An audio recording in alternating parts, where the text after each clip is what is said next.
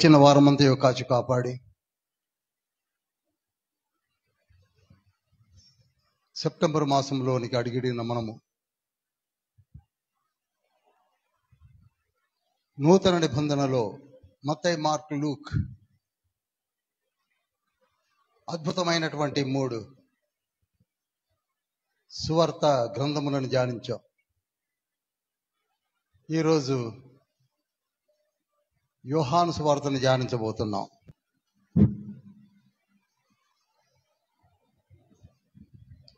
మరలా చెప్తున్నాను, ఈ సువార్త జాగ్రత్తగా వినాలని నా పర్సనల్ రిక్వెస్ట్. 66 పుస్తకాలలో అతి ఇంపార్టెంట్ అయినటువంటి సువార్త పుస్తకము అంటూ పరిశుద్ధ బైబిల్ గ్రంథంలో ఉన్నది అంటే అది యోహాను సువార్త.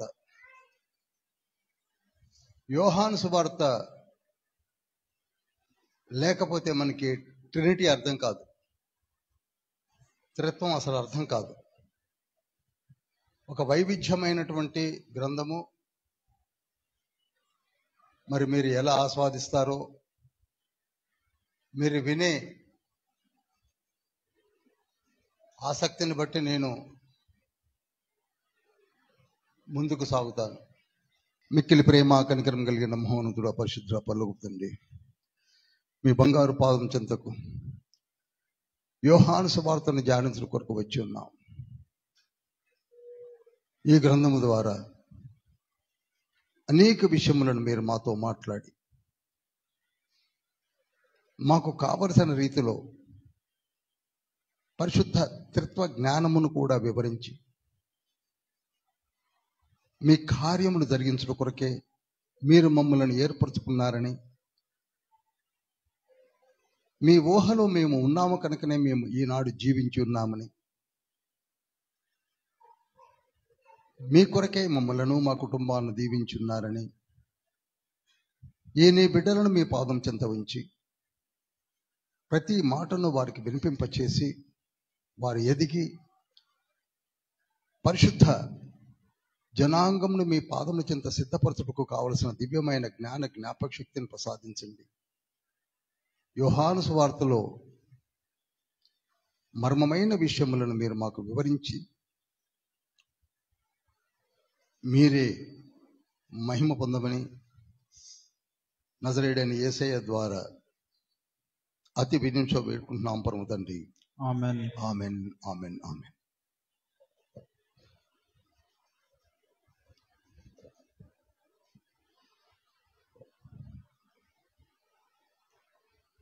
ప్రతి మాటను జాగ్రత్తగా నోట్ చేసుకోండి.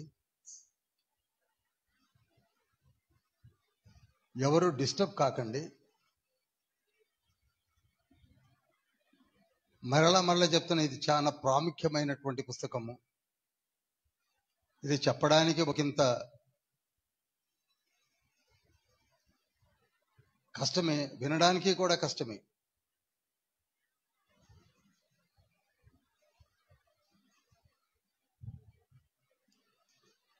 ఈ యోహాను పుస్తకాన్ని రాసింది అపోస్తలుడైన యోహాను. క్రీస్తు శకము 98లో రాయడం జరిగింది. ప్రాంతము ఎఫెస్ అనే పట్టణంలో నుండి రాశాడు. ఈయన తల్లిదండ్రులు జబదయి, సలోమీలు. వీరు బెత్సాయిదా వారు. గలిలీ ప్రాంతంలో ఉన్నటువంటి బెత్సాయిదా అనే పట్టణము నుండి వీరు వృత్తిగా చేపలు పట్టుట అనే వృత్తిని ఎంచుకున్నవారు. వీరికి జీతగాండ్రు కూడా ఉన్నారు. ఒక రకంగా ఈ వృత్తిలో స్థిరపడిన వారు. వీరితో పాటు పేతురు ఆంద్రయ్యలు కూడా అదే వృత్తిలో, చేపలు పట్టే వృత్తిలో సెటిల్ అయి ఉన్నారు. పేతురు, ఆంద్రయ, యాకోబు, యోహానులు వీళ్ళంతా బెత్సాయిదా వాళ్లే. ఒక రకంగా చెప్పాలంటే కజిన్స్, దగ్గర బంధుత్వం కూడా ఉన్నది. నలుగురు ఒకే ప్రాంతంలో పెరిగిన వారని చెప్పవచ్చు.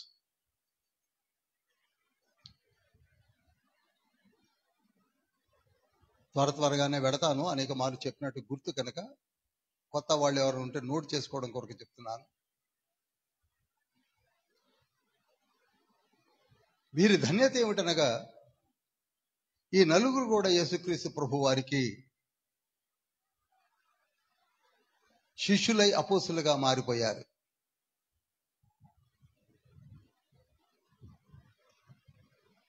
ఎంత గొప్ప ఆధిక్యత!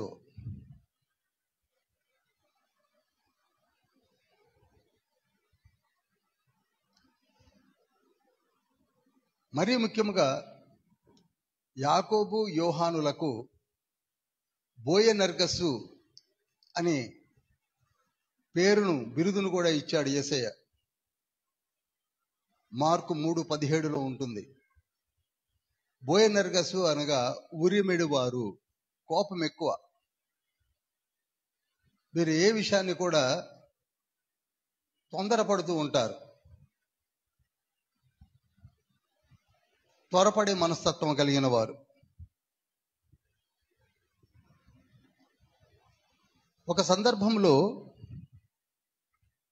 యేసుక్రీస్తు ప్రభువారు శిష్యులందరూ కలిసి గలిలీ నుండి యెరూషలేముకు వస్తున్నప్పుడు ఒక గ్రామంలోనికి వీరు వెళ్ళి యేసయ్య వస్తున్నారు, మీరందరూ కూడా సిద్ధపడాలని చెప్పినప్పుడు వారు ఏమాత్రము పట్టించుకోరు. యేసయ్యే వస్తున్నాడు, ఈ గ్రామములో సువార్తను ప్రకటించడానికి వస్తున్నారని చెప్పినప్పుడు గ్రామస్తులు ఎవరు పట్టించుకోనప్పుడు వీళ్ళిద్దరికి బాగా కోపం వస్తుంది. ఎవరిద్దరికీ చెప్పాలి? యాకోబు, యోహాను. వచ్చినప్పుడు యేసయ్య దగ్గరికి గవ్వా వచ్చి అంటారు, లూకాసు వార్త 9వ అధ్యాయం 52 నుంచి 55 వచనాల్లో ఉంటుంది. లూకాసు వార్త 9వ అధ్యాయము 52 నుంచి 55 వచనాల్లో, యేసయ్య మీరు చాలా ఎడమెంట్ గా ఉన్నారు, మేము ఆకాశ గంధకములను రప్పించి వీరిని కాల్చేద్దామా అని అడుగుతాడు. అంత కోపం వాళ్ళకి. శిష్యులైన యాకోబును, యోహానును అది చూచి, ప్రభువా, ఆకాశం నుండి అగ్ని దిగి వీరిని నాశనం చేయునట్లు మేము ఆజ్ఞాపించుట నీకు ఇష్టమా? చాలు, బలివాళ్ళయ్యా, వింటే రక్షించబడతారు, వినకపోతే పోతారు, మీరెందుకు తొందరపడుతున్నారని తండ్రి వారిని శాంతపరిచిన విధం మనకు కనబడుతుంది. అది ఈనాడే కాదు, మొదటి నుండి కూడా సువార్తను వినడానికి జనులు ఇష్టపడటం లేదు. మొదటి నుండి కూడా. ఈ రోజులలో ఎలా కొందరు వింటున్నారు, మరికొందరు వింటలేదు, అది ఈనాడే కాదు, ఆనాటి నుండి ఉన్న స్థితి. అటువంటి వ్యక్తులు వీళ్ళు. కానీ తర్వాత కాలంలో మీరు చూస్తే శిష్యులుగా మారి, అపోస్తులుగా మారి, తమ్మును తాము సమర్పించుకొని చివరికి డొమేషన్ చక్రవర్తి కాలంలో నూనెలో వేయించబడినప్పటికీ కూడా శాంతముతో పద్మాసు లంకలో ఉండి క్రీస్తు శకం 96లో ప్రకటన గ్రంథాన్ని రాసి, ఆ తర్వాత నెర్వా చక్రవర్తి కాలంలో పద్మాసు నుంచి రిలీజ్ అయ్యి ఎఫెస్ అనే పట్టణానికి వెళ్ళి అక్కడ ఉండి 98లో ఈ సువార్తను రాస్తున్నాడు. ఎప్పుడు రాస్తున్నాడండి? 98లో రాస్తున్నాడు.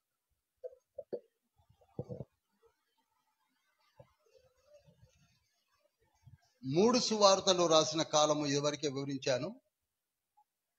మత్తయి సువార్త 41లో రాశారు మత్తయి గారు, యెరూషలేములో నుండి, పాలస్తీనా ప్రాంతంలో నుండి.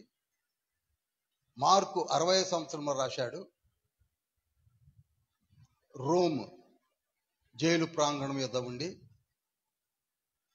లూకా కైసరియా ప్రాంతము, షీషోర్ యొక్క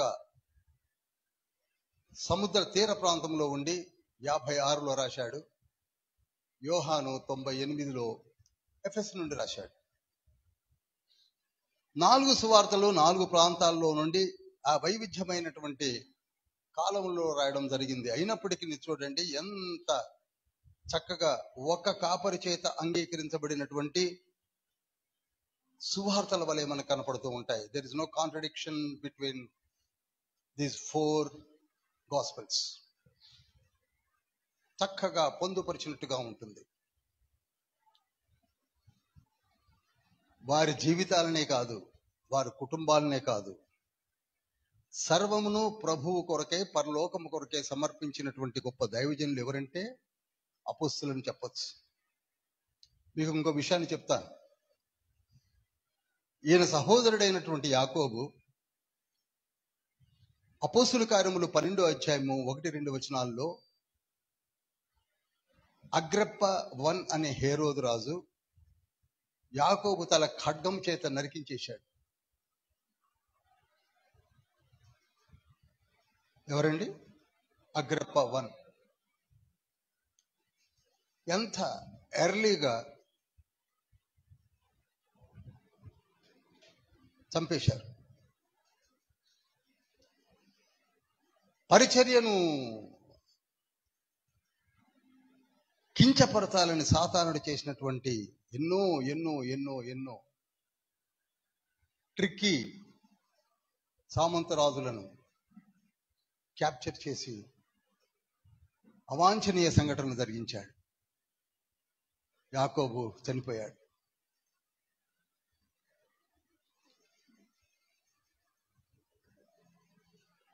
యోహాను ఎటువంటి భక్తుడనగా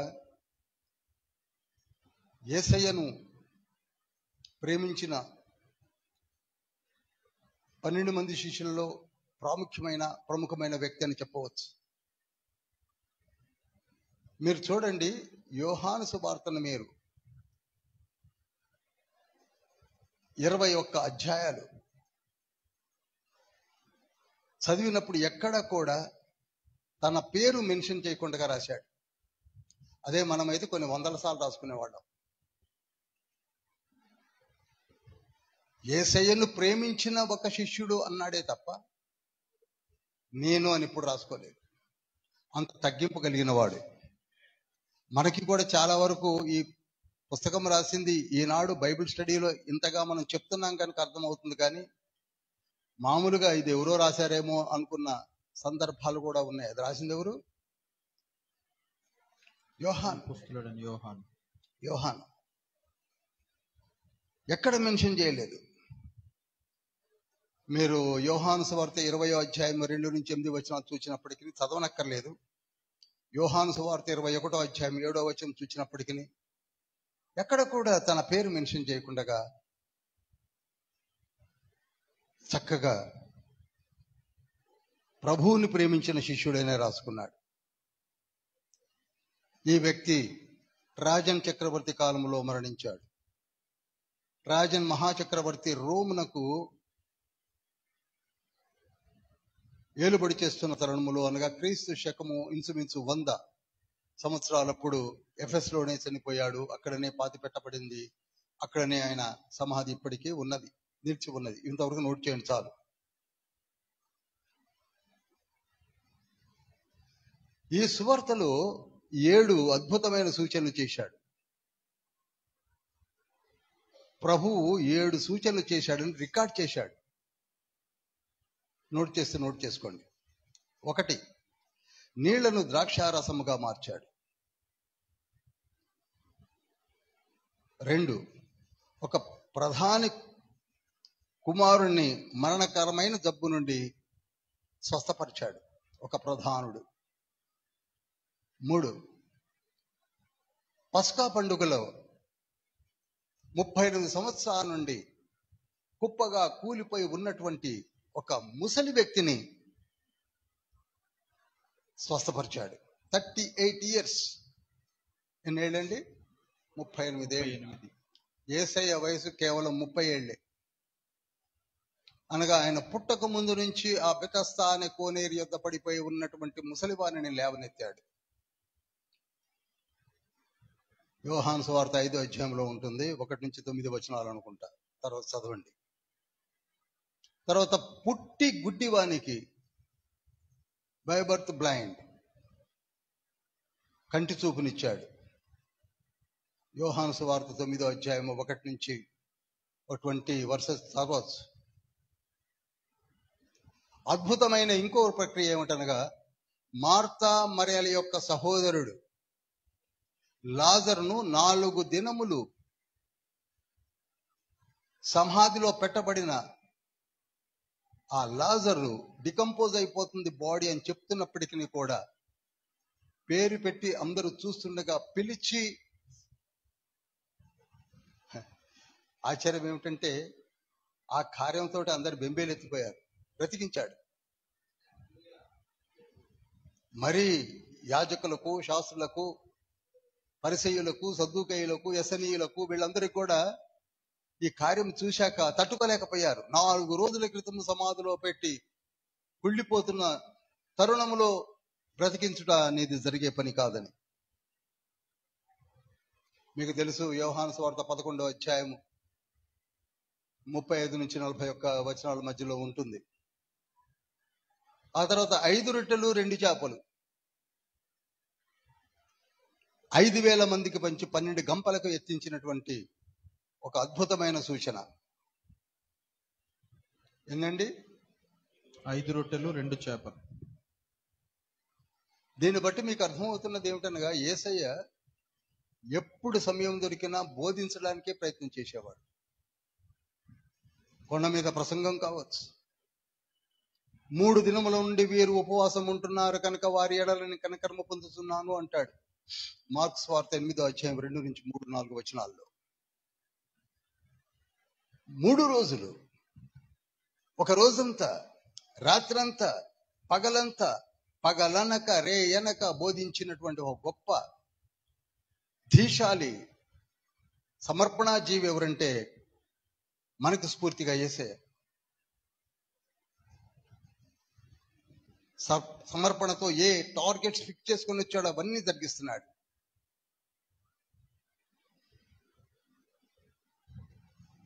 చేపలలో ఎక్స్పర్ట్స్ అయినటువంటి పేతురు, యోహాను, మరి వీళ్ళు ఉన్నారు కదా, వాళ్ళకే ఇటువైపు పడుతుంది అటువైపు పడుతుంది అని చెప్పేసి వాళ్ళే ఆశ్చర్యపడేలా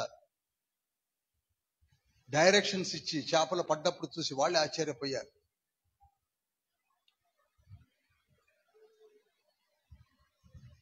ఇంత గొప్ప స్థితిని తండ్రి మన ముందు కనపరిచాడు.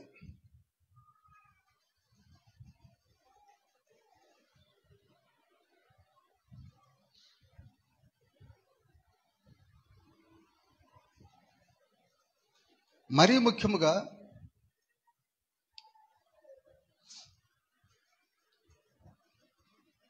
మనము 4 సువార్తలను జాగ్రత్తగా ధ్యానించినప్పుడు ఈ 3 సువార్తలకు ఇప్పుడు మనము ధ్యానించబోయే సువార్తకు తేడా ఏమిటో నేను మీకు వివరిస్తాను. ఒకసారి యోహాను సువార్త 1వ అధ్యాయము 1-5 వచనాలు చదవండి. ఆదియందు వాక్యముండెను, వాక్యము దేవుని యొద్ద ఉండెను, వాక్యము దేవుడై ఉండెను. ఆయన ఆదియందు దేవుని యొద్ద ఉండెను, సమస్తమును ఆయన మూలంగా కలిగెను. కలిగియున్న దేదియు ఆయన లేకుండా కలుగలేదు. ఆయనలో జీవముండెను, ఆ జీవము మనుషులకు వెలుగై ఉండెను. ఆ వెలుగు చీకటిలో ప్రకాశించుచున్నది గాని చీకటి దాన్ని గ్రహింపకుండెను. చాలండి. ఈ 5 వచనాలు మనకి కంఠోపాఠంగా వచ్చిన వచనాలే. వీటిలో నుండి నేను ఇప్పుడు చెప్పబోతున్నాను, జాగ్రత్తగా వినాలి, అలవోకగా వినకండి. Each word is having its own weightage.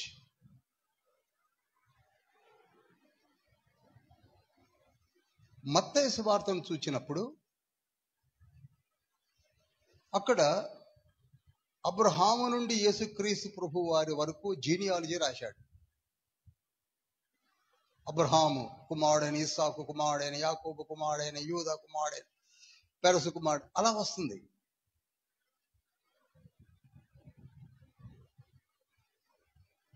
Genealogy రాశాడు మత్తయి, స్టార్టింగే మనకు అర్థం అవడానికి యేసుక్రీస్తు ప్రభువారు ఏ విధంగా వచ్చాడు. అదే మార్కులోకి వచ్చేసరికి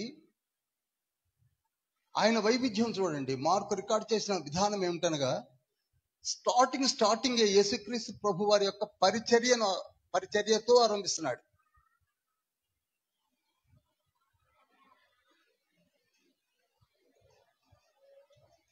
మత్తయిలో జీనియాలజీ ఉంది, మార్కులోకి వచ్చేసరికి పరిచర్య ఆరంభమే మొదలు పెట్టాడు. యేసుక్రీస్తు ప్రభు వారు పరిచర్య ఎలా ఆరంభించాడో ఫస్ట్ చాప్టర్లోనే, ఐ థింక్ చాప్టర్ 1 verse 14-15 ఉంటుంది. ఆయన పరిచర్య ఆరంభమే కనపడుతుంది మనకి. అదే బుక్ ఆఫ్ లూక్లోనికి వచ్చేసరికి, లూకా సువార్తలోనికి వచ్చేసరికి మదర్ మేరీ యొక్క జీనియాలజీని లిఖింప చేశాడు.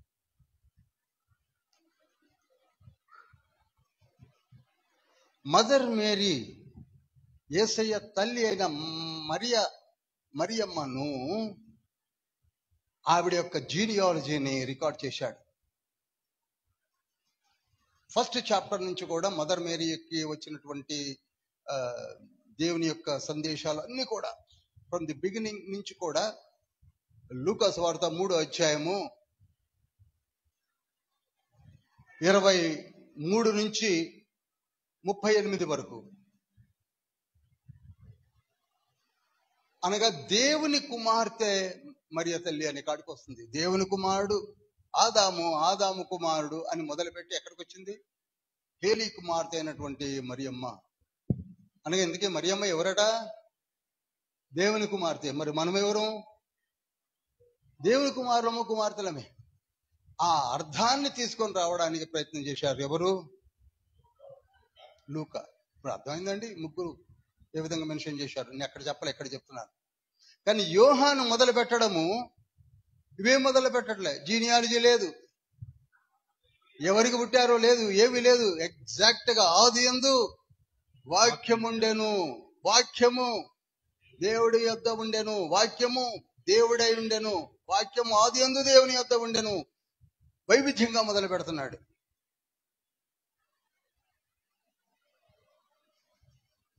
In the beginning itself, the existence of the God, the word of God. మొట్టమొదటిలోనే ఇన్ ది బిగినింగ్, మొదటిలోనే ఎవరిని చూస్తున్నా అని చెప్పాడు? దేవుని చూస్తున్నాను.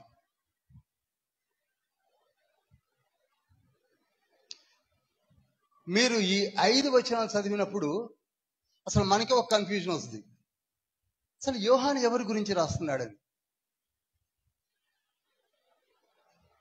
ఇక్కడ అదే ఉంది కదండి. ఆదియందు వాక్యం ఉండెను, వాక్యము దేవుని యొద్ద ఉండెను, వాక్యము దేవుడే ఉండెను, వాక్యం ఆదియందు దేవుని యొద్ద ఉండెను. ఏంటి ఇదంతా? చదవడానికి చదివేసుకుని వెళ్ళిపోతున్నాం.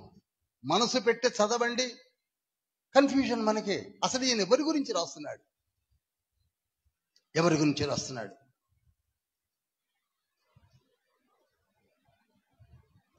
మీరు ఇంగ్లీష్ వర్షన్ చూసినట్లయితే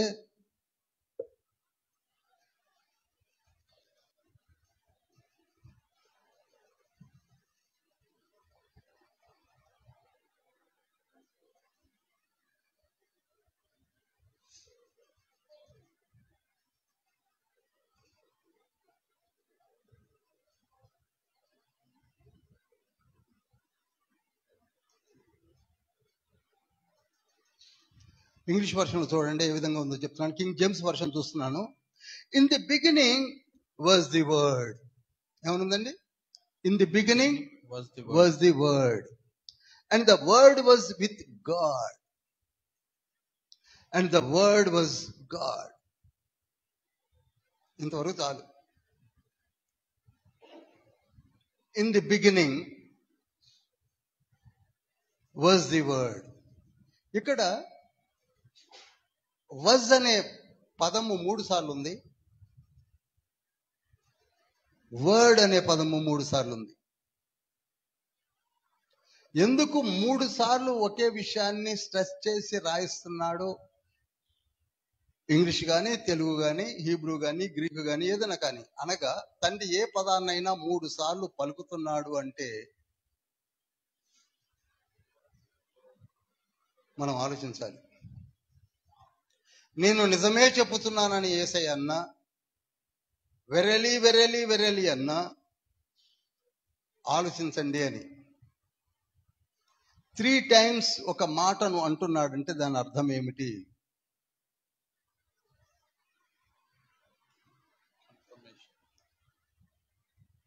అనగా ఆయన ఏదో మనకి చెప్పాలని ప్రయత్నం చేస్తున్నాడు, మనకి ఈ సందేశాన్ని ఇవ్వాలని ప్రయత్నం చేస్తున్నాడు. ఇక్కడ చూడండి, ఆది యందు వాక్యము ఉండెను, వాక్యము దేవుడై ఉండెను. 2వ వాటిల్లో మీకు అర్థమయ్యేటట్టు చెప్పాను. ఆది యందు వాక్యం ఉండెను, వాక్యము దేవుడై ఉన్నాడు. ఆది యందు అనేసరికి మనకి ఆది కాండంకి వెళ్ళిపోతాం, అవునా కాదా? చెప్పండి. ఆది కాండము 1వ అధ్యాయం 1వ వచనంలో ఆది యందు దేవుడు భూమి ఆకాశములను సృజించాను అని ఉంటుంది Telugu translation. In the beginning God created heavens and earth అని ఉంటుంది ఇంగ్లీష్లో. ఈ ఆది గురించి చెప్పట్లే ఇక్కడ యోహాను సువార్తలో. అర్థమైందండి? ఈ ఆది గురించి కాదు, భూమిని సృజించేప్పుడు ఉన్న ఆది ఎదురుగా నిలబడ్డ దేవుని గురించి చెప్పట్లే ఇక్కడ. దానికంటే ముందే, ఆ ఆది కంటే ముందే ఉన్నాడు ఈ ఆది అని చెప్తున్నాడు. అర్థమైన వాడు ఒకసారి చెప్పండి. చాలా లోతుగా విశ్లేషిస్తున్నాను నేను ముందే చెప్పాను. 5 to 7 ఎపిసోడ్స్ తీసుకుంటాను నేను. యోహాను ఈజీగా వదిలిపెట్టను, మొదటి నుంచి ఆయన చేస్తున్నాడు.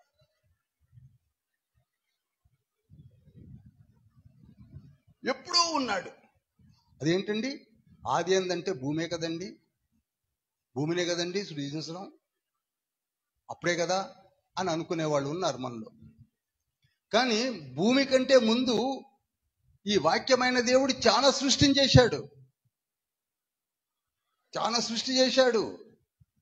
పరలోకాన్ని చేశాడు, ప్రపంచాలను చేశాడు, మనకి తెలియని లోకాలు ఎన్నో సృష్టించాడు. మనం చూస్తుండగా చేయబడినది రికార్డు చేయడం జరిగింది అక్కడ.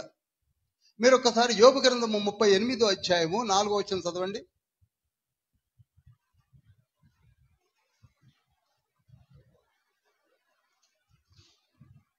నేను భూమికి పునాదులు వేసినప్పుడు చాలండి. నేను భూమికి పునాది వేసినప్పుడు అన్న మాట అక్కడ ఆరంభంగా కనపడుతుంది. ఎవరు భూమికి పునాది వేశాడు? నేను అనగా ఇక్కడ ఎవరు? వాక్యమైన, చెప్పాలండి, వాక్యమైన దేవుడు. వాక్యమైన దేవుడే భూమికి పునాది వేస్తున్నాడట. ఆ భూమికి పునాది వేసే స్థితినే ఆది కాండం 1వ అధ్యాయం 1వ వచనంలో కనపడుతుంది. హల్లెలూయా.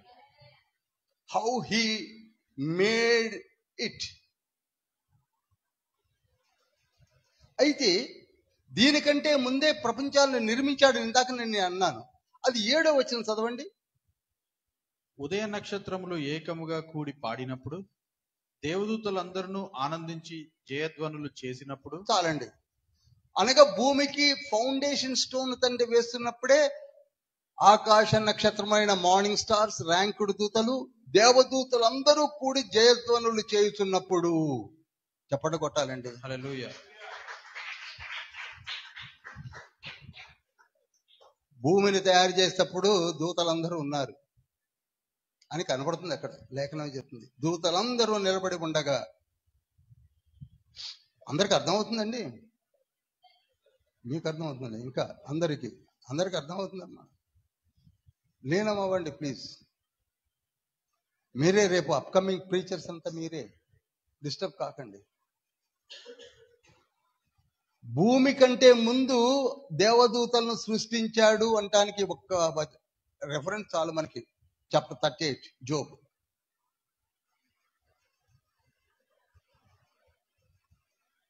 కనుక తండ్రి సృష్టిని ఎప్పుడో సృష్టించడం మొదలుపెట్టాడు. తర్వాత అందులో ఒక భాగంగా భూమి కూడా ఉన్నదని మనకి ఇక్కడ కనపడుతుంది. ఇప్పుడు అర్థమైందా మీకు? ఆది యందు అనగా ఎప్పుడు? ఎప్పుడో ఎప్పుడో అనగా అన్నిటికంటే ముందు, ఏది లేనప్పుడు, ఏమీ లేనప్పుడు.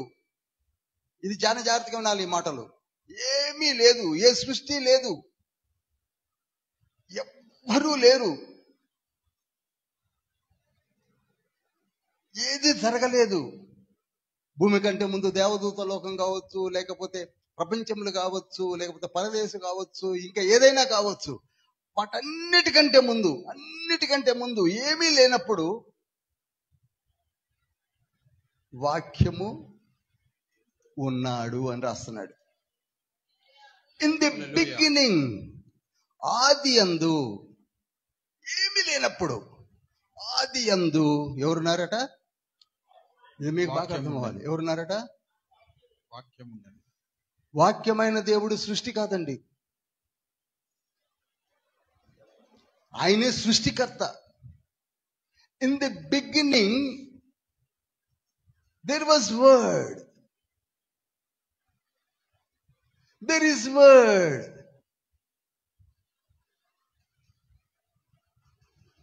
ఎప్పుడూ ఉన్నాడంటే ఆయన సృష్టించబడ్డారు? No no no no no. ఆయన మొదటి నుంచి తండ్రి కుడి పార్శ్వంలో ఉన్నాడు. అపీరెన్స్ ఇట్ సెల్ఫ్ తండ్రి, పక్కన కుమారుడు లేక వాక్యమైన దేవుడు. ఇది అండి ట్రినిటీ గురించి ఆలోచించే వాళ్ళు ఆలోచించవలసిన ఫస్ట్ స్టెప్. ఫ్రమ్ ది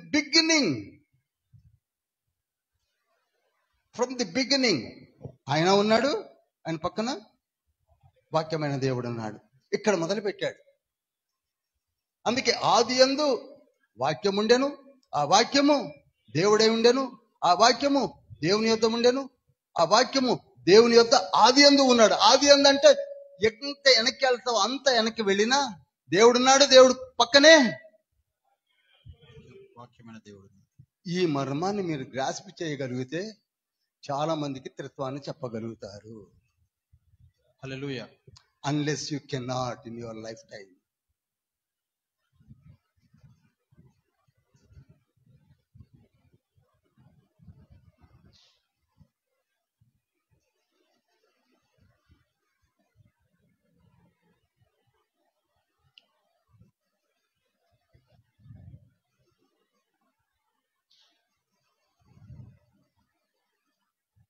అన్నిటికంటే ముందు ఉన్నవాడు వర్డ్ ఆఫ్ గాడ్. అప్పటికే సెల్ఫ్ ఎగ్జిస్టెన్స్ లో ఉన్నాడు. ఆయన కనపడుతూనే ఉన్నాడు. ఆయన నాట్ క్రియేటెడ్, చేయబడ్డవాడు కాదు, ఆయనే క్రియేటర్. చాలా వరకు మనం అనుకున్నాం మరియ తల్లి గర్భంలో పుట్టాక ఆయన దేవుడు అనుకున్నాం. No no no no. మరియ తల్లి గర్భములోనికి రాకమునిపే ఆయన దేవుడు. అందుకే యెషయా గ్రంథం 9వ అధ్యాయం 6వ వచనంలో అంటాడు కదా, ఏమంటున్నాడు? మనకు కుమారుడు శిశువు పుట్టెను, మనకు కుమారుడు అనుగ్రహించబడెను. ఆయన మొదటి నుంచి ఉన్నాడు.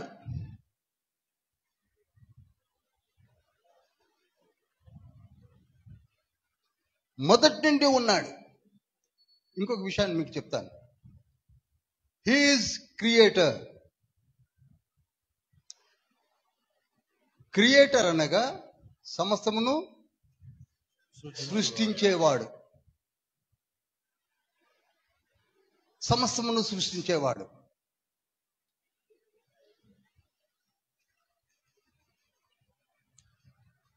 సమస్తమును అనే మాటకి నేను అర్థమయ్యే రీతిలో చెప్తాను.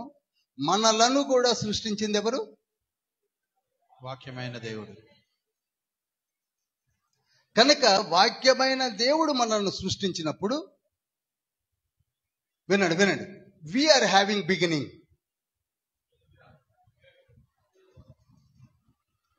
We are having beginning.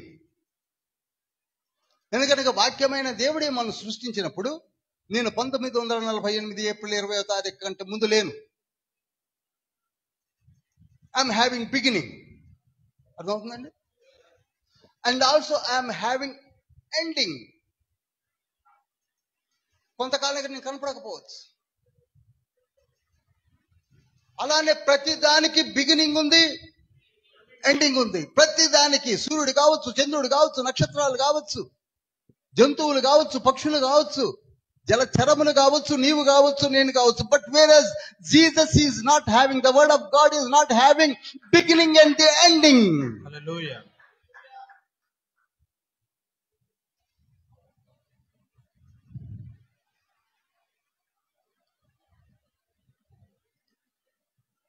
We are not eternal, but he is eternal.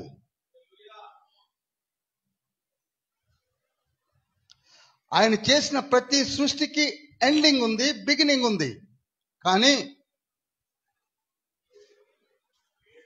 వాక్యమైన దేవునికి బిగినింగ్ లేదు. అందుకే ఇక్కడ in the beginning he is existing. Hallelujah. ఏదైతే సృష్టించాడో ఆ సృష్టికర్తకు తీసేసే అధికారం కూడా ఉంటుంది. హల్లెలూయా. హల్లెలూయా. అది ఏదైనా కావచ్చు, సూర్యుడు కావచ్చు, చంద్రుడు కావచ్చు, నక్షత్రాలు కావచ్చు, నీవు కావచ్చు, నేను కావచ్చు, రాజులు కావచ్చు, దాసులు కావచ్చు, ఎవరైనా కావచ్చు, ఎనీ పవర్ కావచ్చు. Because he's having supreme power to create and to demolish everything. ప్రకటన గ్రంథం చివరిలో ఏమంటున్నాడు? సూర్య చంద్ర నక్షత్రములు ఆకాశములు చాపవలే చుట్టబడతాయి, అంజురపు పండవలే నక్షత్రములు రాలిపోతాయి, సూర్యుడు నలబారుతాడు, చంద్రుడు రక్తవర్ణం అవుతాడు అని ఎందుకు అనగలిగాడు? He's having that power. He's having that power. Shake చేయగలడు పర్వతములు సైతము అంటాడు కదా. మీకా గ్రంథం 1వ అధ్యాయం 3వ వచనం, నహూము గ్రంథం 1వ అధ్యాయం 4వ వచనంలో ఉంటుంది. ఆయన నడవగా పర్వతములు కంపించుతున్నవి.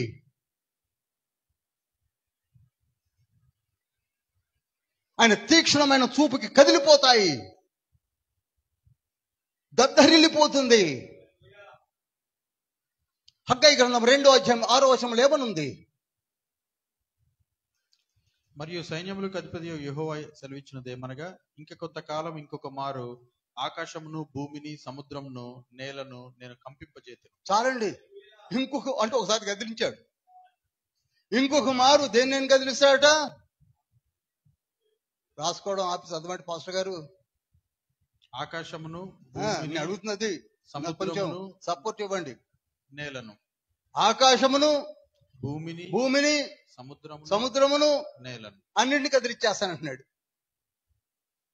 He's having that power.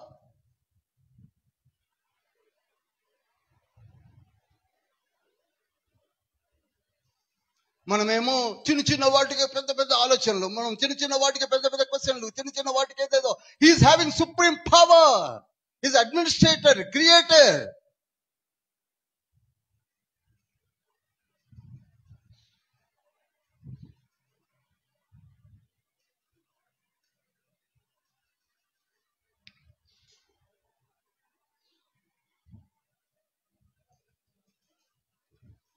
అటువంటి వాక్యమే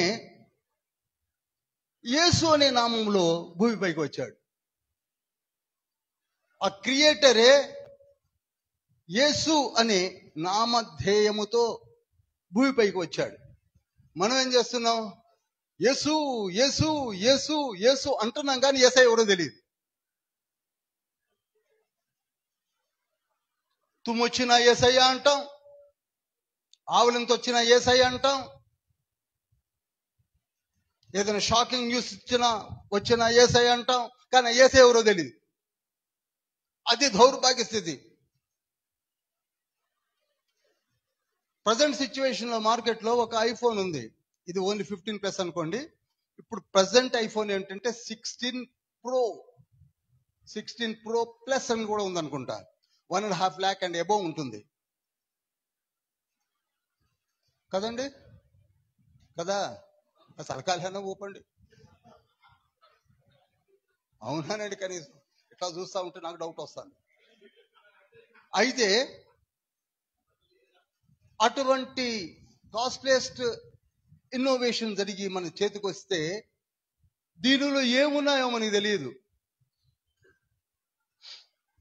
1 టెరాబైట్ 2 టెరాబైట్ ఇంతవరకు మనకి ఏదో 61 GB ఏదో ఉండేది, 128 256 ఇప్పుడు టెరాబైట్స్ లోకి వెళ్ళిపోయింది. ఏవో ఉన్నాయి తెలియదు. 1.5 లక్ష పెట్టి కొంటాం, ఏమంటున్నది ఐఫోన్ అని చెప్పుకుంటాం ఎత్తుకి, ఇందులో ఏమున్నాయో తెలియదు. మాన్యువల్ అస్సలు చదవం, ఎప్పుడో పక్కగా పారేస్తాం. హ్యావ్ యూ అగ్రీడ్ అంటే ఎస్ అని కొట్టి పారేకు ముందు జరిపేసి సిమ్మేసేసి హలో హలో అంటుంటాం. అందుకు తప్ప మనకేం తెలియదు.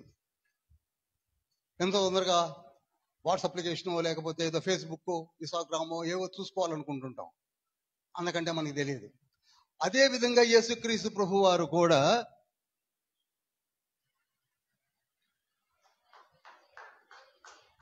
ఒక మాన్యువల్ ను ముందుగా మనకిచ్చి తర్వాత ఇచ్చాడు.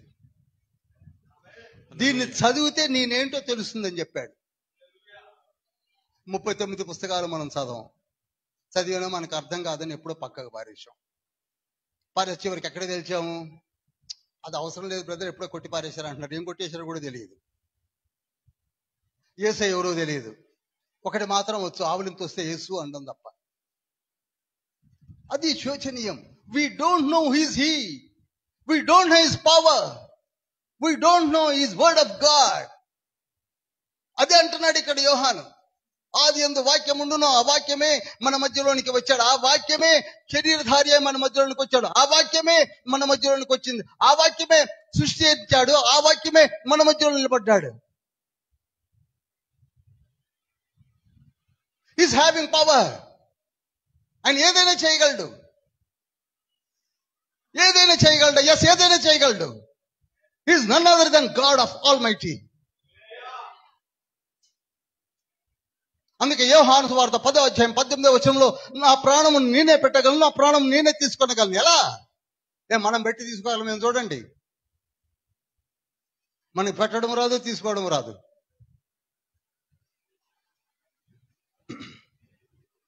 యోహాను సువార్త 5వ అధ్యాయం 26వ వచనంలో ఏమని ఉంటుందో తెలుసా? ఒకసారి చదవండి. 5:26. తండ్రి ఏలాగు తనంతట తానే జీవము గలవాడై, చూడండి, తండ్రి తనంతట తానే ఏలాగు జీవము గలవాడై ఉండెను, అలాగే కుమారుడు తనంతట తానే జీవము గలవాడై ఉండుటకు. చాలు.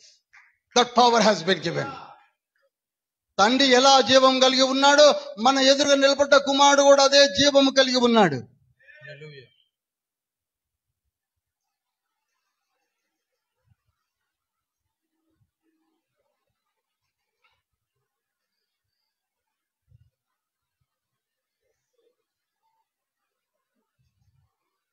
జీవం కలిగి ఉన్నాడు. అయితే మనం ఏం చేశాం? మనం కనపడేసరికి ఈజ్ మైనర్ గాడ్ అంటున్నాం. ఏమంటున్నాం అండి? మైనర్ గాడ్ అట, మేజర్ గాడ్ అట, మైనర్ గాడ్ అట. చిన్న దేవుడట, పెద్ద దేవుడట.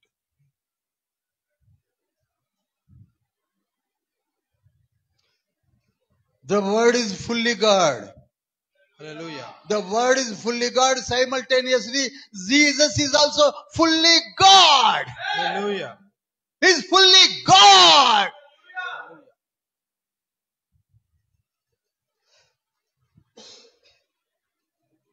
ఆయన సృష్టికర్త అని కొలసి పత్రిక 1వ అధ్యాయం 15, 16, 17 వచనాల్లో He is creator and he has created everything. Everything. ఆయన అదృశ్య దేవుని స్వరూపి అయి సర్వ సృష్టికి ఆది సంభూతుడై ఉన్నాడు. సర్వ సృష్టికి ఆది సంభూతుడై ఉన్నాడు. చదవండి. ఏలయనగా ఆకాశమందున్నవి భూమి అందున్నవి ప్రధానులైనప్పటికీ, అధికారములైనటువంటి సింహాసనములైనప్పటికీ, ఏమైనప్పటికైనా సరే ఆయన అందే కలిగాయి. మనం ఏమనుకుంటున్నాం? ఆయన సిలువలో వేలాడి చనిపోయి లేచాడు కనుక ఆయన దేవుడమ్మా. ఏం ఎక్స్పెక్టేషన్స్ అమ్మా! సిలువలో చనిపోయి లేవక మునిపే ఆయన దేవుడండి. హల్లెలూయా. ఇప్పుడు debates. He is God of Almighty. He is not minor God. And also some other God.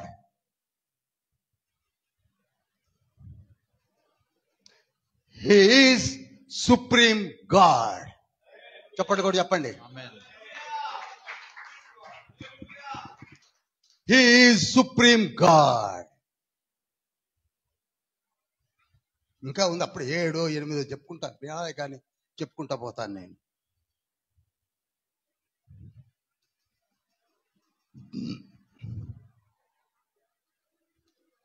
చక్కటి మాట పాడాడు కదా ఇక్కడ.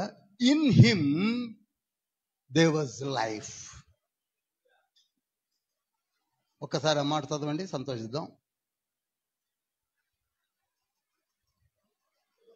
ఆయనలో, 4వ వచనం, ఆయనలో జీవం ఉండెను. అది ఆయనలో జీవం ఉండెను. ఈ మాట చాలా జాగ్రత్తగా వినండి.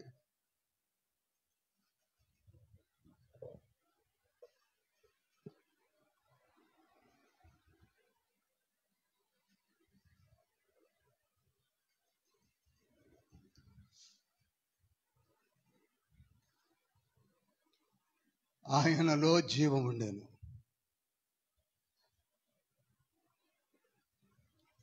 ఇక్కడ చాలా కన్ఫ్యూజ్ అయ్యాం. మనం అనుకుంటున్నట్టుగా జీవం అంటే మనం ఎలా బ్రతుకుతున్నామో ఆయన అలా బ్రతుకుతున్నాడు అనుకుంటున్నాం. అర్థమైందండి? అందరికి అర్థమవుతుందా? మనం ఎలా బ్రతుకుతున్నాం? ఇప్పుడు నేను జీవించున్నాను, 60 ఏళ్ళు, 70 ఏళ్ళు, 80 ఏళ్ళు, 90 ఏళ్ళు చచ్చిపోతాం. అలానే ఆయన కూడా ఆ జీవించి ఉండి ఆ టెన్యూలో వెళ్ళిపోతాడు అన్నట్టుగా ఆలోచిస్తున్నాం. మన ఆలోచన అంతవరకే. ఆయనలో జీవం ఉన్నదనగా మనలాగానే జీవించి కనపడడు అనుకుంటున్నాం. అంతేనా? చెప్పండి. But life means not like this. Life means something more what we are understanding. జీవము అనగా మనం అనుకునే ఈ జీవితము కాదు. హల్లెలూయా. హల్లెలూయా. దానికి ఒక డీపర్ మీనింగ్, లోతైన అర్థం ఉన్నది. చెప్పండి, దానికి ఏముంది? లోతైన అర్థం. ఈ జీవము ఏ జీవమైతే ఆయన కలిగి ఉన్నాడో ఆ జీవము ఎవర్ లాస్టింగ్. Ever lasting. మనలాగా కనపడి అంతలో మాయమయ్యే. No no no no no. ఆయనలో ఉన్న జీవం ఎప్పటికలానే ఉంటుంది.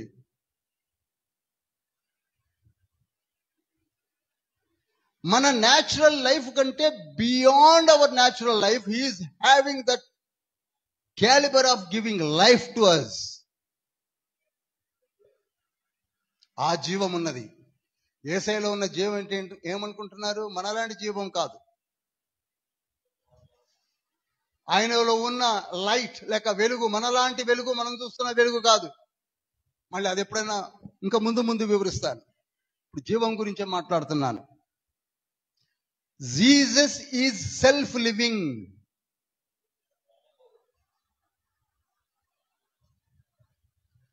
వి ఆర్ నాట్ సెల్ఫ్ లివింగ్. మనం మన కొరకు జీవిస్తున్నావా? నో. సరైన వాక్యం కావాలంటే రోమిల్ రాసిన పత్రిక 14:7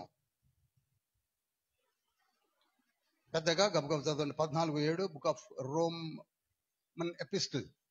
మనలో ఎవడును తన కోసమే బ్రతుకడు. చూడండి, మనలో ఎవరును తన కోసమే బ్రతకడు, ఎవడును తన కోసమే చనిపోడు. ఎవరును తన కోసమే చనిపోడు. మనము బ్రతికినను ప్రభు కోసమే, చనిపోయినను ప్రభు కోసమే. అనగా ఆ జీవమంతా ఆయన దగ్గర ఉంది. అర్థమవుతుందండి? ఈనాడు నేను బ్రతికున్నానంటే ఆయన దగ్గర ఉన్న ఆ జీవము నన్ను ఉంచాడు కనుక ఉంచాడు, తీసేసి వెళ్ళిపోతాను. కమప్ అంటే వెళ్ళిపోవాల్సిందే. ఆ జీవం గురించి మాట్లాడుతున్నాడు ఇక్కడ. ఆయనలో జీవం ఉండేను అంటే ఏమోనమ్మా జీవం ఉందట. No no no no. ఏం జీవం ఉందట? ఆ జీవంలో చాలా ఉన్నాయి. ఆ జీవము మనం ఊహించే జీవం కాదు, మన జీవమును ఇచ్చిందే ఆ దేవుడు. మన జీవాన్ని తీసుకునేది ఆయన, పుట్టించేది ఆయన, తీసుకునేది ఆయన. మొదటి సమూయేలు గ్రంథం 2:6 ప్రకారంగా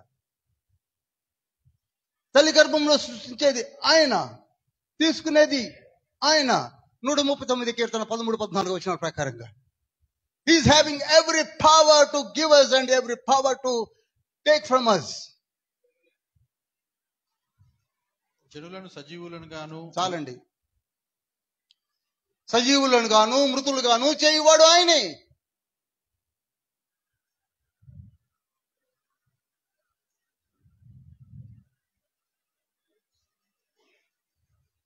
అంతేగాని మనకు అనుగ్రహించిన తండ్రి ఆయన సెల్ఫ్ ఎగ్జిస్టెన్స్ కలిగి ఉన్నాడు. హల్లెలూయా, హల్లెలూయా, హల్లెలూయా.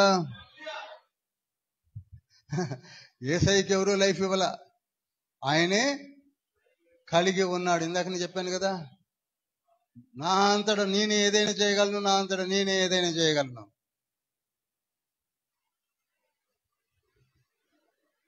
ఒకసారి అపోస్తుల కార్యములు 17వ అధ్యాయము 24-25 వచనాలు చదువుతారా? జగత్తును అందరి సమస్తమును నిర్మించిన దేవుడు తానే ఆకాశమునకును భూమికిని ప్రభువై ఉన్నందున హస్తకృతములైన ఆలయంలో నివసింపడు. ఆయన అందరికిని జీవమును ఊపిరిని సమస్తమును దయచేయువాడు గనుక. ఆగుదామండి, ఈ మాటల తర్వాత చదవండి. అందుకే బైబిల్ బాగా చదవండి అని చెప్తున్నాను. ప్రతి చాటా ఉంది సృష్టి గురించి. మనం అక్కడ పోం, మనం టచ్ చేయం. 17th చాప్టర్ ఎంత ఇంపార్టెంటో తెలుసా? పౌలు గారు ఇక ఆ తర్వాత కంటిన్యూషన్ అంటాడు, తీర్పు తీర్చేది ఆయనే, జీవం ఇచ్చేది ఆయనే, సర్వ సృష్టిని సృష్టించింది ఆయనే.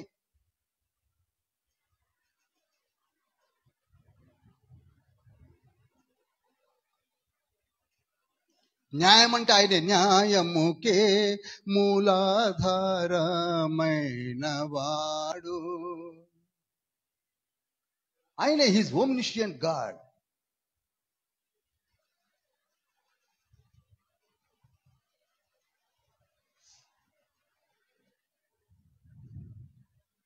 మనకి ఎటర్నల్ లైఫ్ ఇవ్వాలంటే ఎవరు ఇవ్వాలి? ఇప్పుడు యేసయ్య ఇవ్వాలి. అందుకే సువార్తలో చెప్తున్నది ఏమిటంటే, మీరు నా మాట విని నా యందు విశ్వాసం ఉంచి, నేనే సృష్టికర్తనని, నేనే సజీవమైన దేవుడినని, నేనే జీవమునిచ్చేవాడునని, నీకు ఊపిరిచ్చింది నేనేనని, నేను సృష్టించింది నేనేనని, నేను పిలిచేది నేనేనని, నేను భూమిని షేక్ చేసేది నేనే, ఆకాశంని షేక్ చేసేది నేనే. నన్ను మీరేమనుకుంటున్నారు? నేను సెకండ్ కమింగ్ లో వచ్చినప్పుడు మిమ్మల్ని అందరినీ కూడా తీర్పు తీర్చి ఎటర్నల్ లైఫ్ ఇచ్చేది నేనే అంటే మనం అట్లా.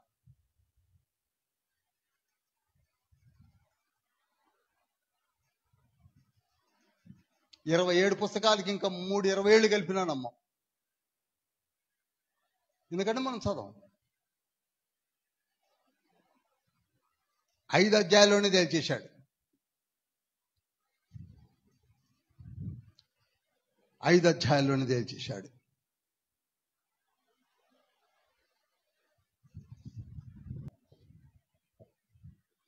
ఇప్పుడు మరలా యోహాను సువార్త 1వ అధ్యాయం 1వ వచనం చదువుతున్నాను. ఆదియందు వాక్యము ఉండెను. చదవండి. వాక్యము దేవుని యొద్ద ఉండెను, వాక్యము దేవుడై ఉండెను. ఆయన ఆదియందు దేవుని యొద్ద ఉండెను. సమస్తమును ఆయన మూలంగా కలిగెను. కలిగి ఉన్నదేదియు ఆయన లేకుండా కలుగలేదు. ఆయనలో జీవముండెను, ఆ జీవము మనుషులకు వెలుగై ఉండెను. ఆ వెలుగు చీకటిలో ప్రకాశించుచున్నది గాని చీకటి దాన్ని గ్రహింపకుండెను.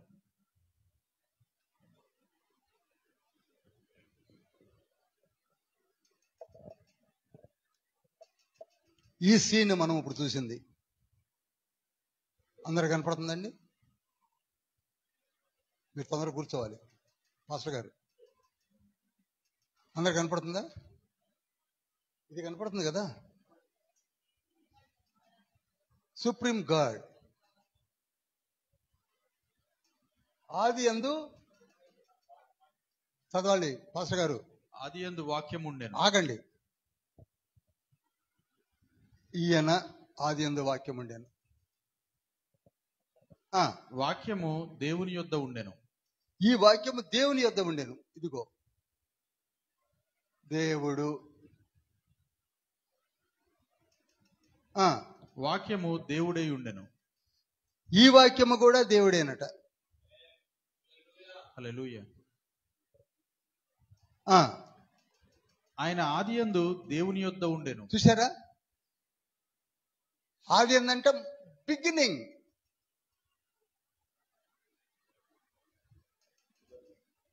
ఇద్దరు ఉన్నారు.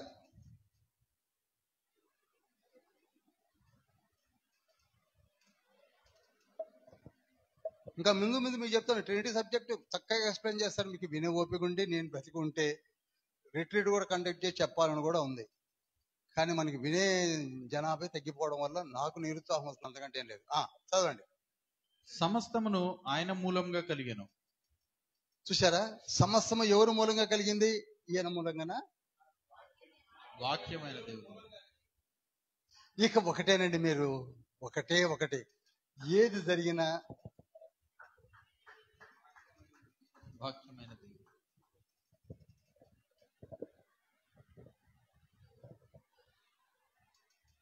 ఏది జరిగినా సరే, ఏదైనా సరే, ఆ సృష్టిలో ఏదైనా సరే, అందరికి అర్థమవుతుందండి. ఎందుకంటున్నానంటే నాకు అలా తెలుస్తుంది కనుక. ఇప్పుడు ఈయన యోహాను 1:14 ఒక మాట అన్నాడు. ఆ వాక్యము శరీరధారి అయి కృపా సత్య సంపూర్ణుడుగా మన మధ్య నివసించెను. ఈయనగా ఈయన పేరే యేసు. ఎంతవరకు అంతవరకు ఎక్కువ వెళ్ళిపోయి ఉంటే కన్ఫ్యూజ్ అవుతాం. ఈయనే యేసయ్య. ఇంతవరకు కన్ఫ్యూజన్ లేదు కదండి? ఉందా? లేదనుకుంటున్నాను. ఈయన ఏమేం చేశాడు అన్ని ఈయన చేసిందే. అందుకే వాళ్ళకి ఏం తెలుసు? మన బుర్ర తింటాను తప్ప. ఏం చేశాడో అన్ని కూడా ఇక్కడుండి చేశాడు, ఇక్కడికి వచ్చాడు. నేను అంటాను 4000 మనకు తెలుసు కనుక 4000 బిఫోర్ ఏది చేశాడో ఇప్పుడు వచ్చి ఇక్కడ ఏడీలో ఉన్నాడు.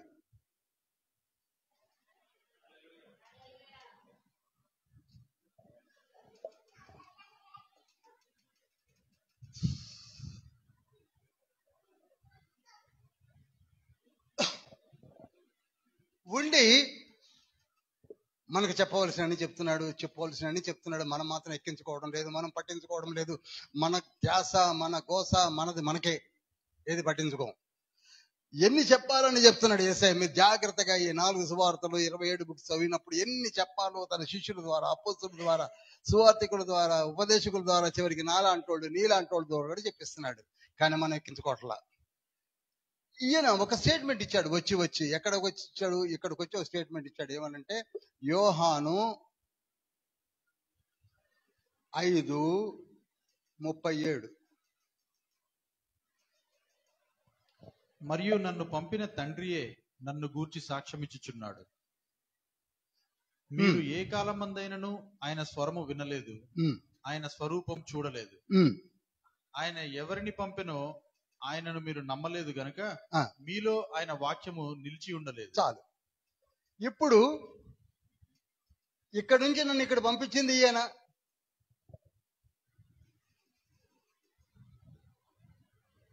నువ్వు కిందకి అంటే కదా వచ్చింది.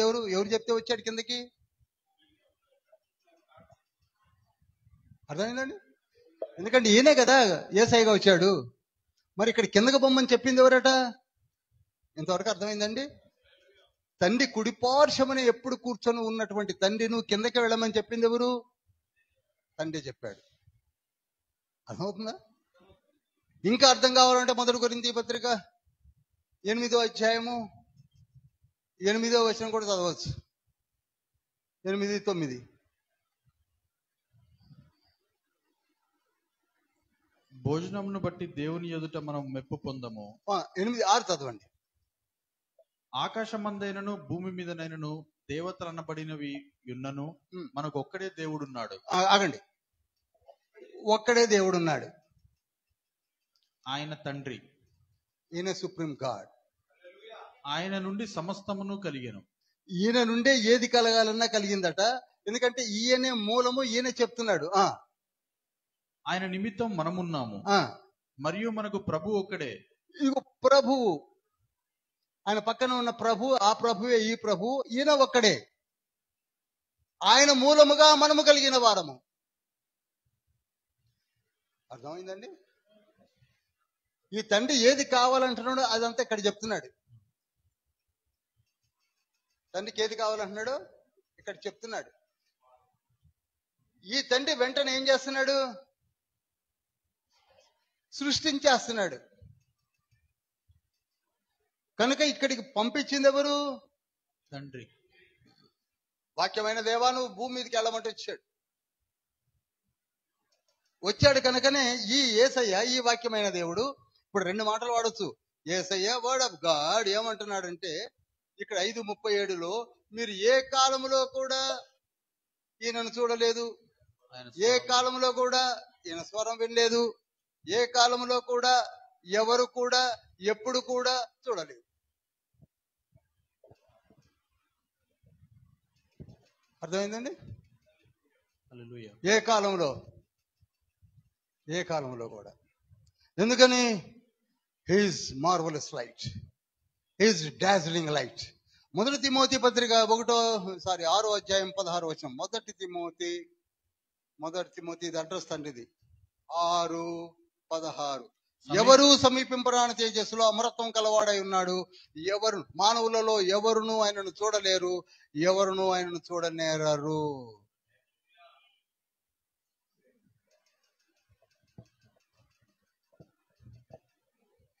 మరి ఎట్లండి? ఎవరు చూడలేదంటారా? ఎవరిని? ఈయనని కాదు, ఎవరిని? Supreme God. చెప్పండి, ఎవరిని చూడలేదు? అందరు చెప్పాలి, ఎవరిని చూడలేదు? Supreme God. సుప్రీం గాడ్ అనండి, తండ్రి అని దేవుడు అనకండి. సుప్రీం గాడ్ అని పెట్టానుగా. Supreme God, supreme God, supreme God. ఎవరు చూడలేదని ఎవరో కాదు, యేసయ్య చెప్తున్నాడు. వాక్యమైన దేవుడే చెప్తున్నాడు, ఈయన ఎవరు చూడలేదు. చూద్దాం ట్రై చేసినా ఇంపాసిబుల్ కూడా. చూడలేరు, వెళ్ళలేరు, చూడనేరరు, దరిదాపులోకి పోలేరు. 1 యోహాను పత్రిక 4వ అధ్యాయం 12వ వచనంలో చూడండి.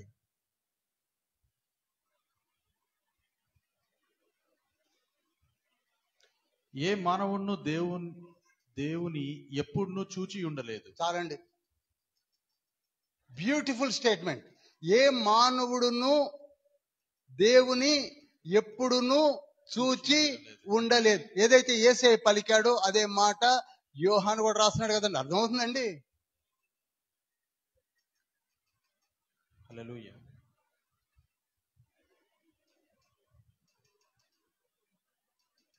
ఎవరు ఎప్పుడు చూడలేదు. మరి మాకు తెలుసుకోవాలని ఉందే. ఇప్పుడు ట్రినిటీ ప్రశ్న చేసేది అదే కదా, మాకు తెలుసుకోవాలని ఉందే. మా సుప్రీం గాడ్ని ఎలా తెలుసుకోవాలి? ఏ విధంగా తెలుసుకోవాలి అంటే, ఈ తండ్రిని గురించి మనము తెలుసుకోవాలి అంటే ఎలాగూ? ఎందుకంటే ఈయన ఎవరికి కనపడటం లేదు, ఎవరు చూడలేరని యేసయ్య చెప్పాడు, అపోస్తలులు చెప్తున్నారు. యోహాను సువార్త 1వ అధ్యాయం 18వ వచనం చదవాలి ఇప్పుడు. దీన్ని యోహాను రికార్డ్ చేస్తున్నాడు చూడండి. ఏ యోహాన్ అయితే మొదలు పెట్టాడో ఆయన అంటున్నాడు 18వ వచనంలో, ఎవడును ఎప్పుడైనా దేవుని చూడలేదు.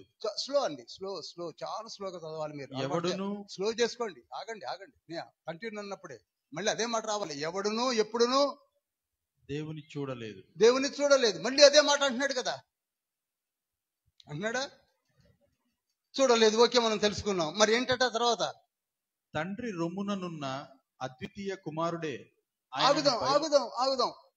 తండ్రి రొమ్మున ఉన్న అద్వితీయ కుమారుడే ఈయన గురించి చెప్పగలడు. హల్లెలూయా. తండ్రి రొమ్మున ఉన్న అద్వితీయ కుమారుడే ఆయనను బయలుపరిచెను. అది there is no other person to explain what is existence of supreme God. ఆయన సంగతి గాని వారి గురించి గాని వారి ఏదైనా గాని చెప్పాలంటే తండ్రి రొమ్మున పక్కన ఆదియందు వాక్యం ఉండేను, వాక్యం దేవుని యొద్ద ఉండేను, ఆ వాక్యం దేవుడే ఉండే అన్నారే, ఈ దేవుడే చెప్పాలి కానీ ఇంకెవరికి తెలియదు. Is only calibre person. ఆయన పక్కనే ఉన్నాడు కనుక ఆయనకి తెలిసినట్టుగా ఇంకెవ్వరికి తెలియదు. ఆ మాట అన్నాడు. అర్థమైందండి ఇంతవరకు అన్నా? ఇంకా నాకు ట్రినిటీ అంటే ఇక నేనేం చేయలేనండి. ఇదొక ముక్క కంప్లీట్. యోహాను సువార్త 6వ అధ్యాయము 46వ వచనం. దేవుని యొద్ద నుండి వచ్చిన వాడు తప్ప. ఆగుదాం. దేవుని యొద్ద నుండి వచ్చిన వాడు తప్ప అంటే దేవుని యొద్ద నుండి వచ్చింది ఎవరండి? ఇటు చూడాలండి. 6:46 ఒక్క నిమిషం రికార్డ్ చేసుకోండి. దేవుని యొద్ద నుండి వచ్చిన వారు ఎవరండి? దేవుని యొద్ద నుండి వచ్చిన వాడు తప్ప మరి ఎవడును తండ్రిని చూచి ఉండలేదు. అబ్బా అని మళ్ళీ అది యేసయ్య చెప్తున్నాడు. ఎవరు వాళ్ళ చూసింది ఒక్క నేనే. ఏదని చెప్తే నేనే చెప్పాలి. మీకేమైనా తెలుసుకోవాలంటే నన్ను అడగాల్సిందే. నీకు నువ్వుగా బట్టలు పరపర చింపుకోవడం కాదు. You cannot. నీకేం తెలియదు. నీకేమైనా చెప్పాలంటే అసలు ఈ యేసయ్యనే మనం ఇగ్నోర్ చేస్తున్నాం. ఇంకేం తెలుస్తుంది నీకు?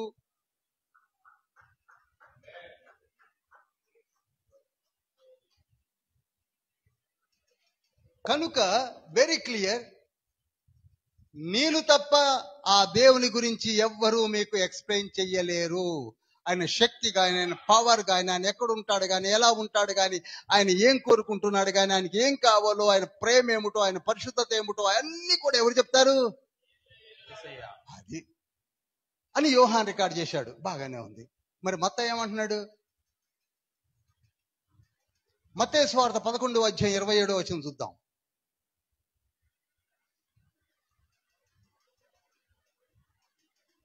సమస్తమును నా తండ్రి చేత నాకు అప్పగింపబడి ఉన్నది. ఆగుదాం. మళ్ళీ ఇక ఈ మాటలు గుంజుకోవాలంతే. సమస్తమును నా తండ్రి చేత నాకు అప్పగించబడి ఉన్నది. సమస్తము, ఎవ్రీథింగ్. ఈనాడు మనం గుంజుకుంటా ఉంటాం, మన దగ్గర పోయినట్టు, మన మీద ఇచ్చినట్టు. సమస్తమును, ఫుల్ పవర్స్. అందుకే మత్తయి సువార్త 28వ అధ్యాయం 18వ వచనంలో పరలోకమందును భూలోకమందును ఏ లోకమందు అయినప్పటికీ all the powers has been given to me అన్నాడా లేదా? అదే మాట ఇక్కడ అంటున్నాడు. సమస్తమును నా తండ్రి చేత నాకు అప్పగింపబడి ఉన్నది. తర్వాత తండ్రి గాక ఎవడును కుమారుని ఎరుగడు. ఆగుదామండోయ్. తండ్రి గాక కుమారుడును ఎవరు ఎరగరు, కుమారుడు గాక తండ్రిని ఎవరు తెలుసుకొనలేరు.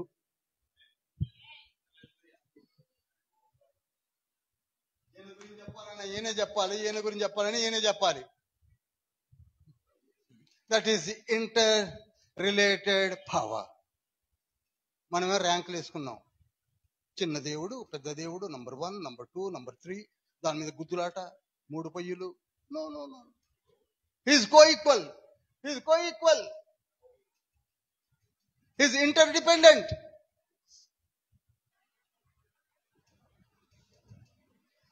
మత్తయి కూడా అదే అన్నాడు కదండి.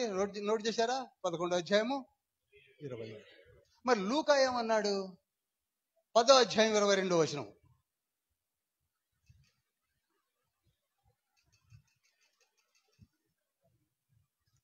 సమస్తమును నా తండ్రి చేత నాకు అప్పగింపబడి ఉన్నది. కుమారుడెవడో తండ్రి తప్ప మరెవడునూ ఎరుగడు. తండ్రి ఎవడో కుమారుడును, కుమారుడెవనికి ఆయన బయలుపరచనుద్దేశించనో వాడును తప్ప మరెవడునూ ఎరుగడని చెప్పాను. ఎంత క్లారిటీగా ఇచ్చాడు చూడండి. ఎంత క్లారిటీగా. తండ్రిని గురించి చెప్పాలంటే నేనే చెప్పాలి. నేను తప్ప మీకు ఎవ్వరు ఏమీ చెప్పలేరు. యేసయ్య పలికిన మాటలండి ఇవన్నీ.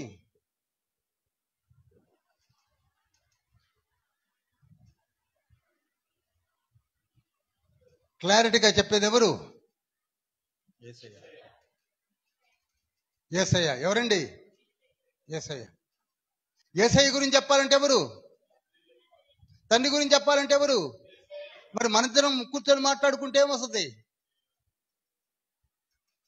ఎవరో ఇద్దరు కూర్చొని మాట్లాడుకుంటే బూడిద రాలిందట. మనం ఎక్కడికి అప్రోచ్ కాలేము, వాక్యం ద్వారా ఎక్కడికి అప్రోచ్ కాలేము. మనలో పెద్ద డిస్కషన్స్. It's very clear. తండ్రి గురించి చెప్పాలంటే నేనే, నా గురించి చెప్పాలంటే తండ్రి. మరి ఆది కాండములో ఆదాము అవ్వలకు కనబడింది ఎవరు? మోషేకి కనబడింది ఎవరు? ఏలియాకు కనబడింది ఎవరు? ఎలీషాకు కనబడింది ఎవరు? మరి ఏ భక్తుడికైనా ఎహెజ్కేలు కనబడింది ఎవరు? యెషయా కనబడింది ఎవరు అనగా హల్లెలూయా. అందుకే ఆది కాండము 15:1 అబ్రహామునకు దర్శనమందు యెహోవా వాక్యము వచ్చెను. అనగా వాక్యమైన దేవుడు వచ్చాడు, అబ్రహాంతో మాట్లాడుతున్నాడు. యెహోవా వాక్యము. చాలండి. అబ్రహామునకు దర్శనమందు వచ్చెను. ఇంతవరకు అర్థమైంది అనుకుంటున్నాను. ఇప్పటికీ చాలేది. కనుక మనకు తెలవాలంటే ముందుగా యేసయ్యను గురించి తెలుసుకోండి. ఈ పరమ తండ్రి మనకి కనపడ్డని స్పష్టంగా యేసయ్య చెప్పేశాడు. మీరు ఎంత తలకాయ కింద పెట్టి కాళ్ళు పైకి లేపినా మీరు తెలుసుకోలేరు. ఎందుకనగా ఆయన గురించి చెప్పండి, నేనే చెప్పాలి. మీ సెల్ఫ్ గా తెలుసుకోవాలంటే మీ వల్ల కాదు.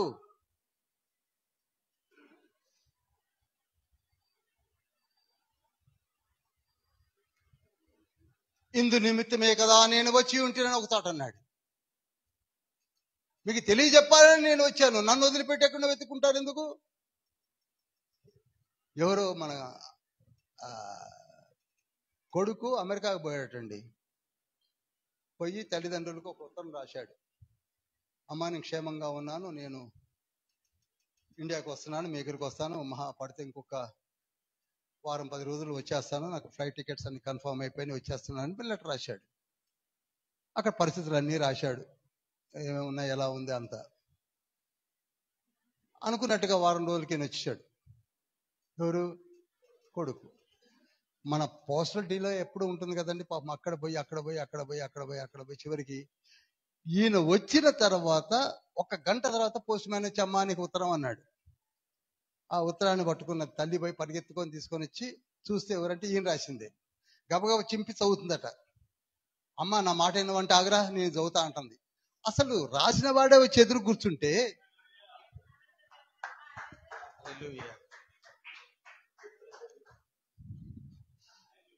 రాసిన వారే వచ్చి ఎదురు కూర్చుంటే ఇంకా చదువుతుందట.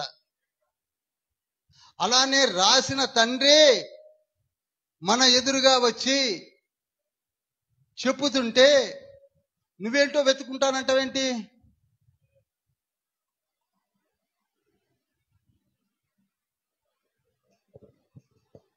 హల్లెలూయా, హల్లెలూయా. వాక్యమును యాకోబుకు తెలియజేసిన వాడని, వాక్యమును యాకోబుకు తెలియజేసిన వాడని, ఏ జనముకి లాగునా వేసియుండలేదని దేవునికి స్తోత్రము గానము యుటయే మంచిది. ఆ దేవుడు మనము చూసినటువంటి దేవుడు. ఆయనలో పరిశుద్ధత మూర్తిభవించి ఉంటుంది. పరిశుద్ధత. అందుకే పరలోకంలో మనం చూస్తాం కదా, ప్రకటన గ్రంథం 4:8 ఆయన పరిశుద్ధుడు పరిశుద్ధుడు పరిశుద్ధుడు. మనం చూస్తున్నటువంటి దేవుడు పరిశుద్ధుడు.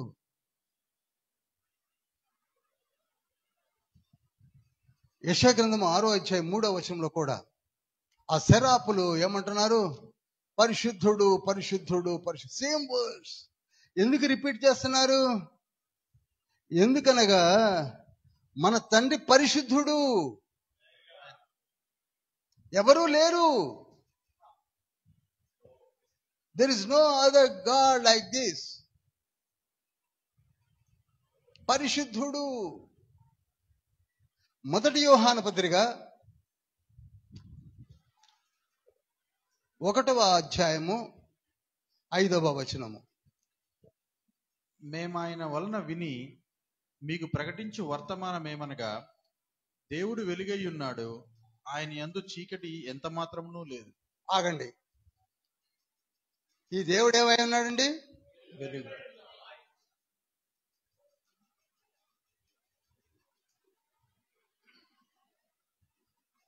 ఈయన వెలుగే. ఈయన వెలుగై ఉన్నాడట. ఈయన యందు ఏం లేదట. ఎందుకండి ఆ మాట అనాలి? వెలుగై ఉన్నాడంటే సరిపోతుందిగా.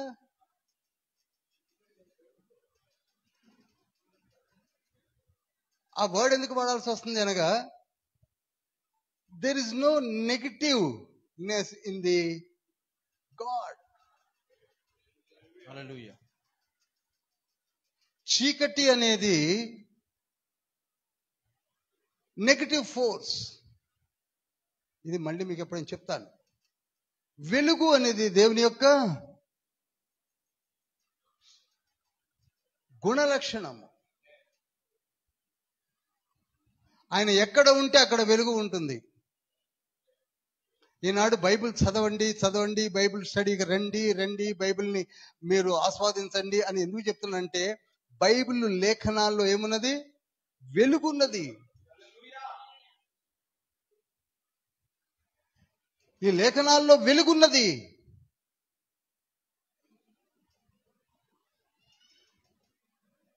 ఈ లేఖనాలు రాయించిన తండ్రిలో వెలుగున్నది. ఈ వెలుగు ఎక్కడ ఉంటుందో అక్కడికి చీకటి రాలేదు.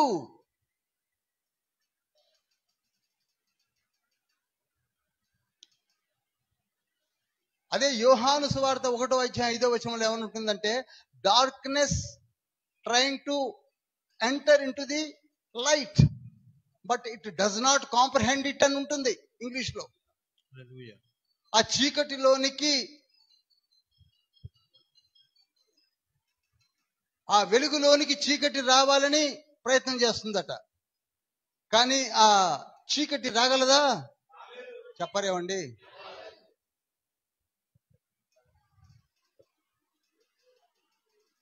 ఇది కూడా ఛాన్స్ ఎక్స్ప్లెయిన్ చేయాల్సి ఉంటుంది. ఒక మాట చెప్తాను. మనమందరము కూడా ఈ యేసయ్య యొక్క వెలుగులో వెలిగించబడ్డాము. హల్లెలూయా. నిన్ననే మారు మనసు పొంది 3 బాప్తిస్మం తీసుకున్నారు. మన మధ్యలో ఉన్నారు, 3 ఉన్నారు. వారు ఏమయ్యారు? వెలిగించబడ్డారు. వారు ఏమయ్యారండి? వెలిగించబడ్డారు. యేసయ్య వారిని వెలిగించాడు. ఇప్పుడు ఆ వెలుగులోనికి చీకటి రావాలని ప్రయత్నం చేస్తుంది. తప్పకుండా మీరు లైట్లన్నీ ఆర్పండి, చీకటి వస్తుందా రాదా? కనుక ఆ వెలుగును నువ్వు పక్కగా జరుపుకుంటే నీలోని చీకటి వస్తుంది. అందుకే అన్నాడు, ఈ వెలుగును మీరు పక్కగా జరుపుకోకండి, మీ జీవితానికి వెలుగు నేనే. మనం ఎప్పుడైతే పక్కకి వెళ్ళిపోతామో అప్పుడు చీకటి పనులలోనికి వెళ్ళిపోతాం. యేసయ్య కూడా అదే మాట అన్నాడు కదా, యోహాను సువార్త 8:12 నేను లోకమునకు వెలుగై ఉన్నాను. లోకమునకు వెలుగై ఉన్నానంటే అర్థం ఏమిటి? లేదా క్యాండిల్ పట్టుకొని తిరుగుతున్నాడనా, టార్చ్ లైట్ పట్టుకొని తిరుగుతున్నాడనా? కాదు. Self light is there. నేను నిలబడ్డానంటే వెలుగు వస్తుంది. ఇందాక నేను చెప్పాను, నేను మీకు జీవమునై ఉన్నాను అంటే అర్థం ఏమిటి? జీవమే నేను. నేను మీ దగ్గర ఉన్నానంటే మీకు జీవం ఉంటుంది. నేనే ఆ జీవాన్ని ఇచ్చేది. మార్తా, నువ్వేదో అనుకుంటున్నావు, నీ సహోదరుడు చనిపోయాడు, నేను వచ్చాను, నేను జీవాన్ని ఇస్తానంటే, అవునయ్యా మాకు తెలుసు, మీరు పునరుద్ధానంలో రెండవ రాకడలో వచ్చినప్పుడు జీవిస్తాను. నో నో నో నో, ఇప్పుడు అనుకున్నా ఇస్తాను నేను. ఎప్పుడో రెండో రాకడ కాదు, ఇప్పుడు ఇస్తా. నేనే జీవం, నేనే ఇస్తా. ఇవ్వాలనుకుంటే ఇస్తా. యేసయ్య జీవం, యేసయ్య వెలుగు, యేసయ్య ఎవ్రీథింగ్, యేసయ్య యేసయ్య యేసయ్య యేసయ్య యేసయ్య.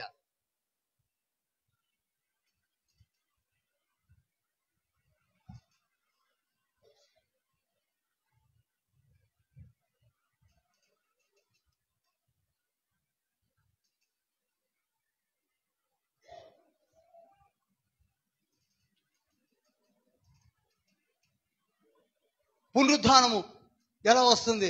పునరుద్ధానము నేనే. నేను ఎదురుగా నిలబడితే చాలు, చచ్చిన ఎన్ని లేచి నిలబడతాయి.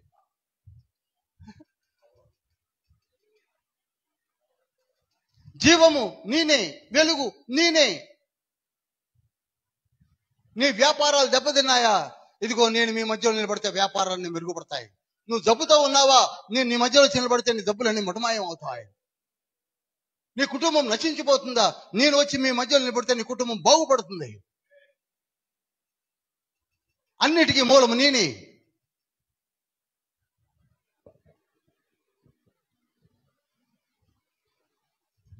వెలుగును నేనే, జీవము నేనే, సమస్తము నేనే.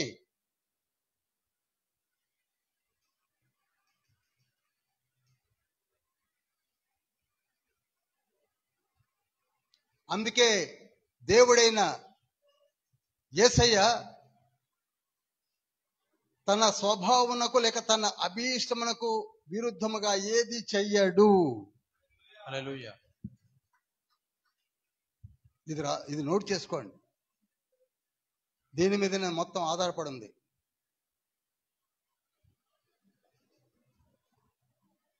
తన స్వభావమునకు విరుద్ధముగా ఏది చెయ్యడు. ఇది చేయమన్నా చేయడు. అలానే దేవుడు తన మాట ఇచ్చి ఏది రద్దుపరుచుకోడు. అది నోట్ చేయండి.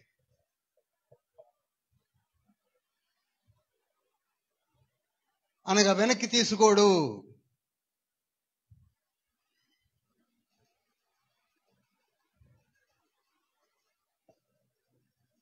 సమయం అయిపోయింది.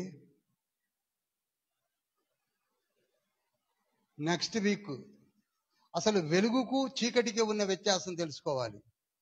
చీకటి అంటే ఏమిటి, వెలుగంటే ఏమిటి? ఎందుకు యోహాను చీకటి ఎందుకు ప్రయత్నం చేస్తుంది, ఎందుకు రాలేకపోతుంది? Why does not darkness enter, comprehend చేయలేకపోతుంది అనగా వెలుగులోనికి ఏ చీకటి రాలేదు. అందుకే నీవు వెలిగించబడితే నీ దగ్గర చీకటి రాదు. అందుకే వెలిగించబడండి వెలిగించబడండి వెలిగించబడండి అని 3.5 సంవత్సరాల నుంచి అదే మాట చెప్తున్నాను. పట్టించుకోవడం లేదు.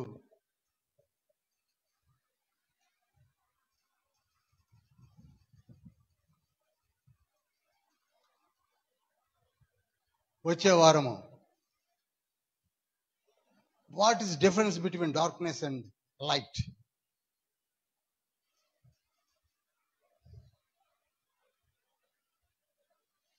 అసలు దేవుని యొక్క తేజస్సు అంటే ఏంటనుకుంటున్నారు? లైట్ మీన్స్ తేజస్సు, లైట్ మీన్స్ మహిమ, లైట్ మీన్స్ గ్లో, ఎన్ని అయినా అనొచ్చు.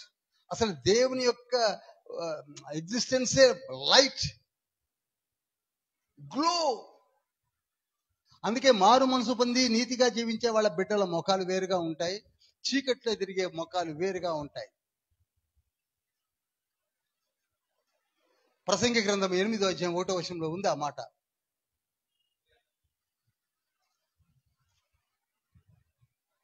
మారు మనసు పొందిన వారి టీవీ వేరుగా ఉంటుంది, మారు మనసు పొందిన వారి పరిస్థితులు వేరుగా ఉంటాయి. పరమగీతంలో 7వ అధ్యాయం 1వ వచనంలో ఉంటుంది ఆ మాట.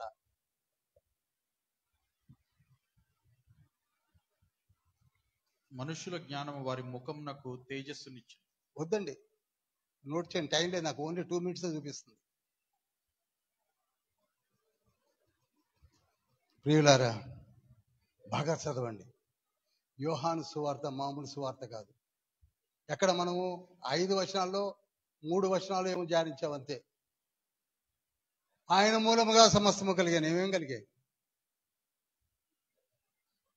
ఆయన లేకుండా ఏది కలగలేదు, ఏం కలగలేదు. ఆయన వెలుగై ఉన్నాడు. ఏమిటి ఆ వెలుగు? కొంచెం చెప్పాను. ఆ వెలుగు లోకంలోనికి వచ్చాను, కానీ లోకము ఆయనను గ్రహింపలేదు. ఎస్, ఇప్పటికీ డిబేట్లో పెట్టుకున్నాం. ఆ వెలుగును గురించి ఏమి అవగాహన లేదు. అందుకే కొలసీ పత్రిక 2వ అధ్యాయము 2వ వచనము 6వ లైన్లో ఏమని ఉందో తెలుసా? దేవుని మర్మమైన యేసు క్రీస్తును స్పష్టముగా తెలుసుకున్న వారై. You have to know. అంతేగాని జీసస్ జీసస్ జీసస్, ఇదిగో నా ఫోన్ ఉంది, ఫోన్ ఉంటే ఏమైంది? అసలు ఫోన్ గురించి నీకేం తెలియదు. ఈ ఫోన్ గురించి మనకేమి తెలియదు, ఇందులో ఏముందో తెలియదు, పట్టుకొని తిరుగుతున్నాం. అదే విధంగా యేసయ్య ఉన్నాడని తిరుగుతున్నాం. యేసయ్య గురించి ఏమీ తెలియదు. వాక్యమైన దేవుడు ఎవరో తెలియదు, ఆయన ఎక్కడున్నాడు తెలియదు, ఆయనలో వెలుగుంది తెలియదు, ఆయన జీవం ఉంది తెలియదు, ఆయన లోకంలోకి వచ్చాడు తెలియదు, ఆయన లోకం నుంచి వెళ్ళిపోయాడు తెలియదు, ఆయన తండ్రి కుడి పార్శ్వంలో ఉన్నాడు తెలియదు, ఎందుకున్నాడు తెలియదు, ఎప్పుడు దాకా ఉంటాడు తెలియదు.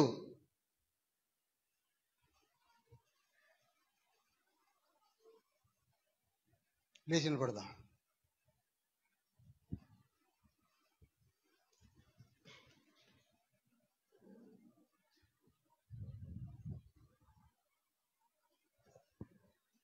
రెండు చేతులు పైకెత్తుదాం.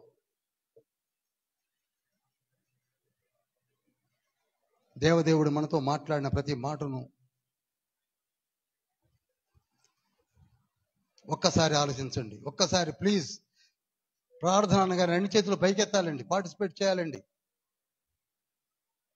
ప్రార్థన చాలా ఇంపార్టెంట్ అండి. ప్రభు మనతో మాట్లాడబోతున్నాడు, ప్రభు మనల్ని దీవించబోతున్నాడు, ప్రభు నీ నోరును నా నోరును ముట్టబోతున్నాడు. మన గృహంలోనికి రావడానికి, మన జీవితాన్ని వెలిగించడానికి రాబోతున్నాడు. ఇంకా చీకటిలో ఉన్నావా? ఇంకా తెలుసుకోలేకపోతున్నావా? Please lift up your hands and pray. Start pray pray pray. ప్రభువా, వాక్యమైన దేవునిగా, ఆది యందు వాక్యం ఉండెను, వాక్యము దేవుని యొద్ద ఉండెను, వాక్యము దేవుడై ఉండెను. ఆ వాక్యముడి గురించి తెలుసుకున్నాం. ఆ వాక్యమే మీరు అని, మీరే యేసయ్య అని, ఆ క్రీస్తే యేసని, ఆ యేసే క్రీస్తు అని తెలుసుకున్నాం. మీరే లోకమునకు వెలుగని, మీరే మా మధ్యలోనికి వచ్చారని మేము తెలుసుకోలేకపోయాం. ఇంకా తెలుసుకొని వారు అనేకులు ఉన్నారు. వారిని తెలియచెప్పడానికే మీరు మమ్మల్ని పిలిచారు.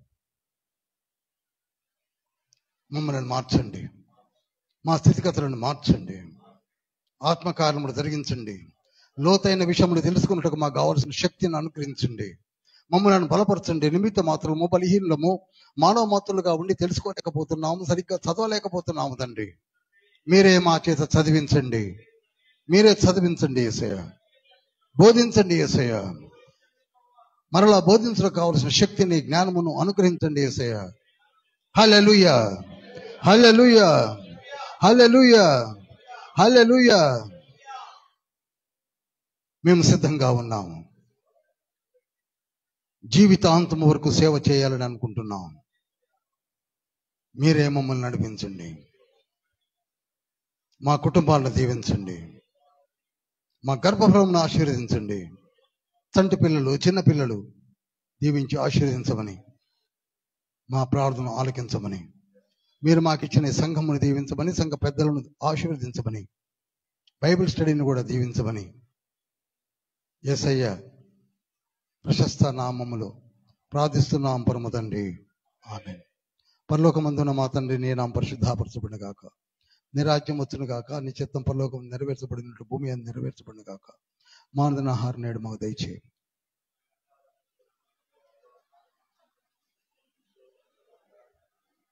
ఎందుకనగా యేసుక్రీస్తు ప్రభువుల వారి కృపయు తండ్రి అయిన దేవుని ప్రేమయు పరిశుద్ధాత్మ యొక్క సహవాసము మనకును సార్వత్రిక సంఘమునకు ప్రపంచమునకు తోడే నేడే ఉండును గాక.